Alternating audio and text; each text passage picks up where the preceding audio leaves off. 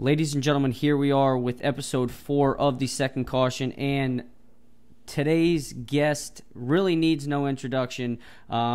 If you're a fan of him or you're not, it's kind of like the relationship that you have with the Dallas Cowboys, the New York Yankees, the LA Lakers. You either hate or you love him.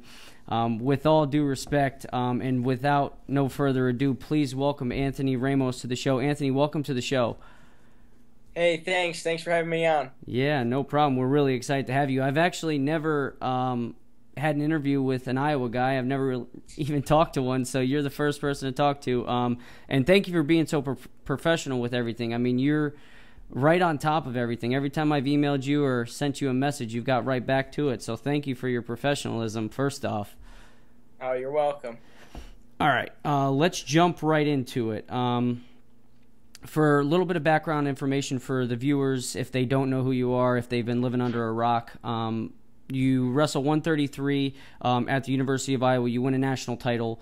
You move on to the international circuit, wrestle 57 kilos, make the 2014 world team, and now you're just wrestling internationally.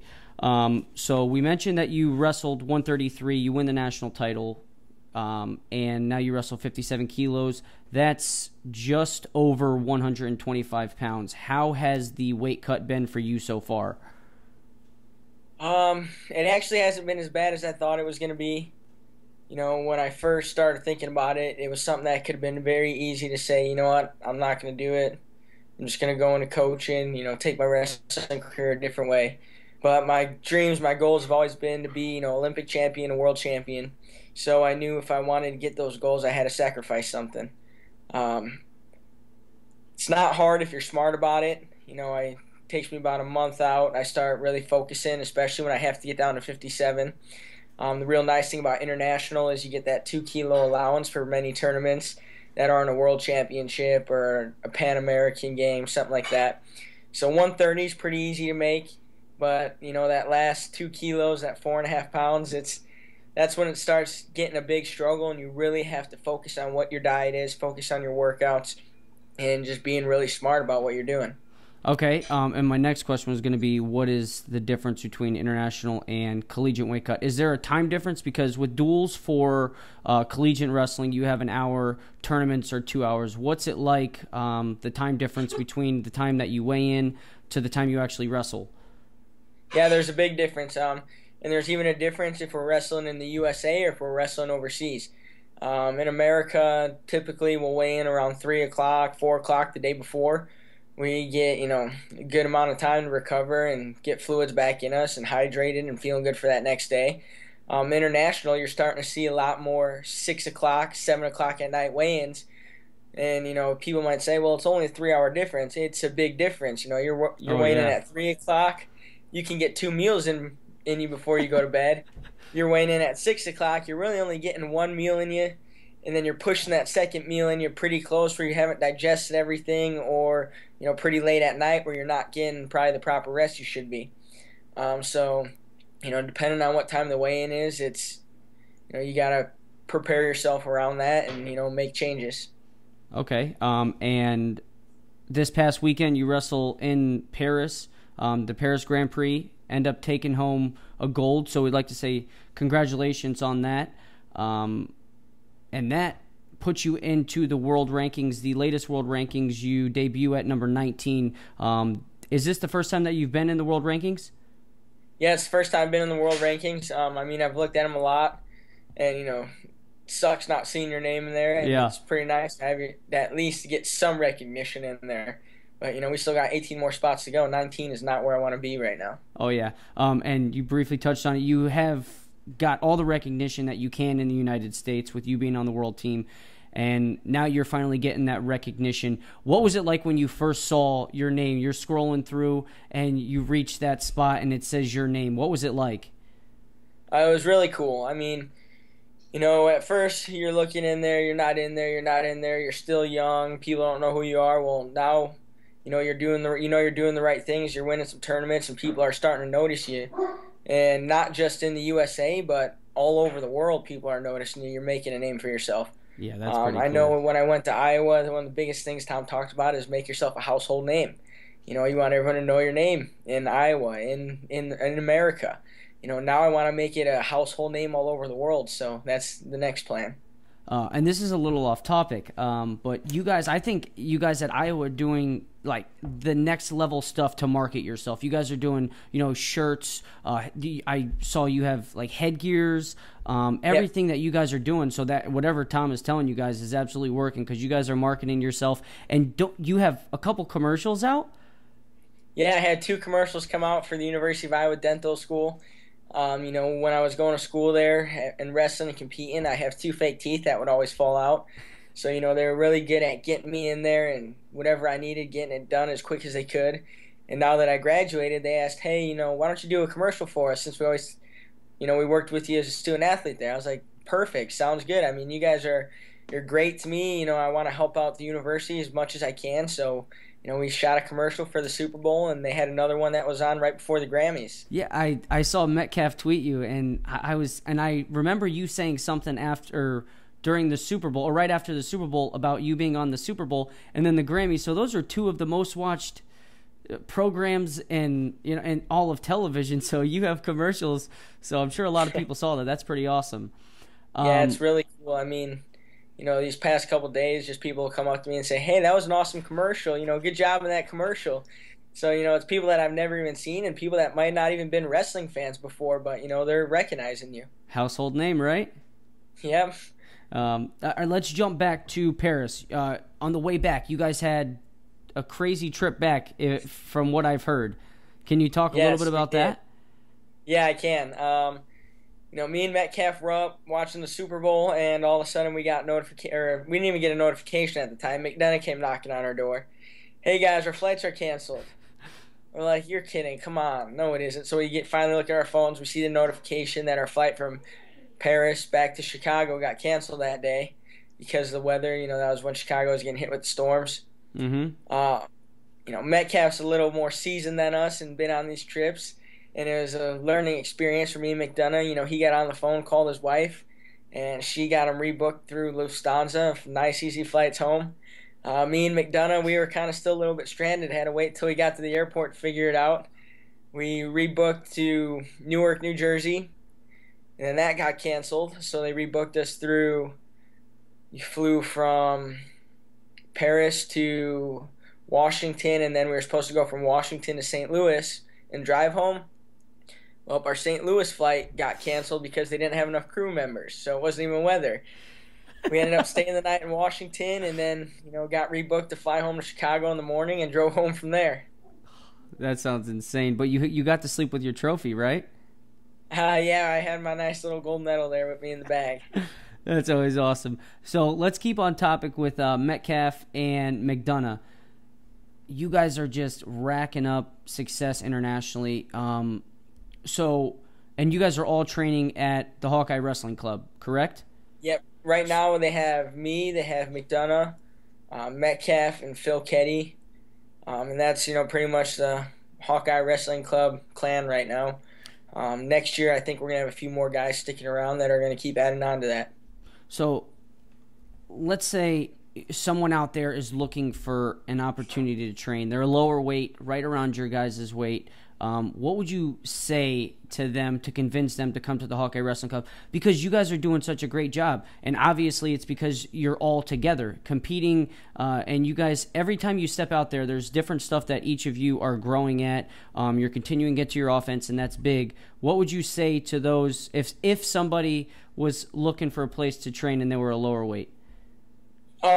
First thing I would say is if you look at 57 kilos, we had 3 guys, university team, junior team, and the senior team that were all, the world team members. So right there in itself says a lot, and, that comes from our coaches, Terry Brands, Tom Brands, that can work with us. They're familiar there, they've been there, they've had the experience there. And then you go up to, pretty much what I would call the next weight class, because as of right now, 61 kilos, it's not in the Olympics. It's, only world championship weight. You got Metcalf. So we got another guy who's at the top on the world team. It's real hard to argue that, it isn't the best room or the best place to train for a little guy in the country. 100% you can try and agree. argue it any way you want, but, the stats are stats, numbers are numbers. Right. No, I 100% agree with you.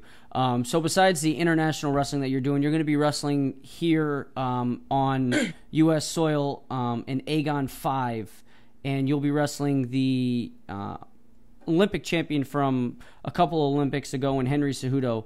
Was that a match that you went to somebody and asked for, or somebody came up to you and they approached you and said, hey, we could possibly get Cejudo to wrestle you? How would you feel about that? This is how I think it happened. I was already gonna wrestle in the Aegon event. Metcalf's wrestling Pico in it. Yep. They're trying to make it really big, get a big crowd. Really grow the sport, which I think is gonna be awesome, and I think we'll be able to sell out, the arena, especially in Iowa.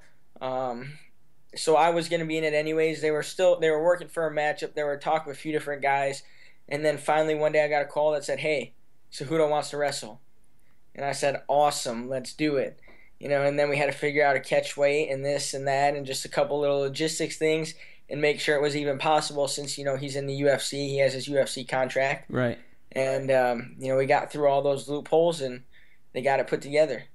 That's awesome. Yeah, they're doing, just between the Flow Pro, what did you wrestle that you won the belt? That was the Global Wrestling Championships. Global Wrestling Championships, and then Aegon. I think wrestling's gearing itself to take it to the next level. So, and you're a huge part of it. Have you wrestled in the Flow Pro yet? I have not wrestled in the Flow Pro. I've wrestled in the other two. One of them is eventually gonna, I think, have to take the front runner, and the others are all gonna have to join together. So we'll see which one comes out on top of that. All right. Let's jump to some Twitter questions before we let you get out of here.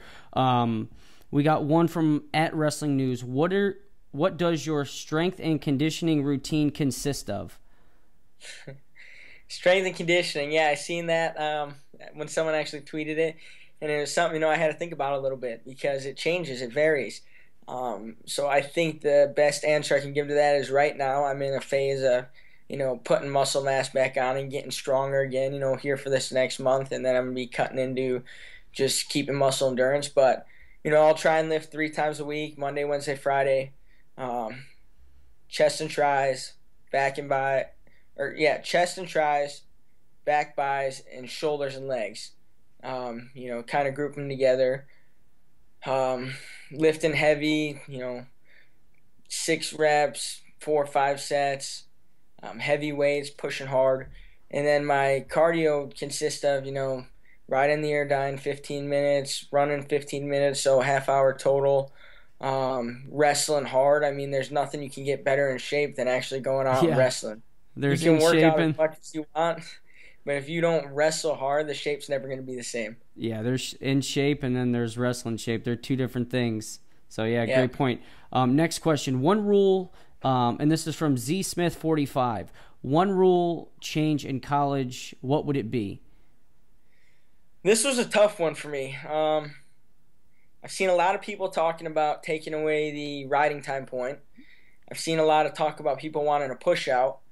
I don't know if I'm a fan of taking away the riding time point because, I see a lot of people's points and the guys are just hanging on, this and that. But riding a guy can really wear someone out. Oh yeah. And, you've seen these in a couple of these matches. If you just go and watch that Ian Miller versus Jensen of UNI. Jensen took it out of him, just riding him tough on top. And I think he should have been awarded for a riding time point if you rode him for over a minute. The push-out point, I like that because I think stalling – it's hard for a ref to have to make a judgment call. They put these rules into effect where, if a guy goes out of bounds over and over or if he kicks out this and that it's a stalling warning automatically. It's still a judgment call. Just make it a point if you go out of bounds and we go from there. I think that'd be the easiest. Wow, great point. I never thought of that. That is a great point. All right, last couple of questions, and then we'll let you get out of here. Judging from your social media accounts, I noticed your wife is pregnant, so you're going to be a father. Yep. Yes. And if these questions are too in detail, just feel free to say pass. Do you guys know what you're having? Yeah, we do, and it's going to be a little boy. Nice. Congratulations. That's awesome. Thank you. When's the due date? It's coming up pretty soon? We think it's going to be April 30th. The due date they have is May 5th. But every time we've went in for ultrasounds or checkups, it's been, measuring about a week earlier. So we're thinking sometime in April.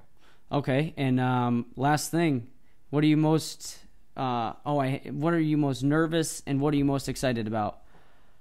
Um, Nervous. I mean, I'm bringing a whole nother person in the world that I got to take care of and is going to rely on me, and it's a big responsibility, but I'm very excited for it, and I'm looking forward to being able to, see him grow up, see what sports he decides he wants to do, and, what career path and goals he's going to have in life.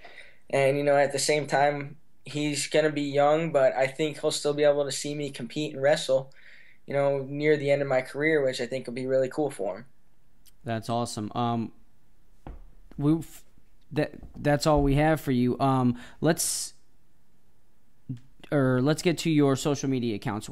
Where can people follow you on Instagram, Twitter, Facebook, all of that? Yep, my Twitter is at T_Ram133. My Instagram account is AJ Ramos 133. I know there's a couple other ones out there, but the real one's AJ Ramos 133.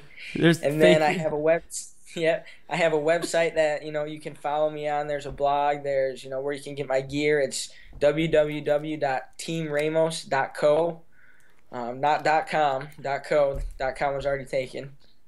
And then there is a fan page. It's a Tony Ramos fan page that's on Facebook. I personally do not have a Facebook, so that's another way you can follow me and keep up with everything I'm doing. Okay, perfect. And thank you very much for being on the show. We wish you the best of luck in wrestling and in fatherhood.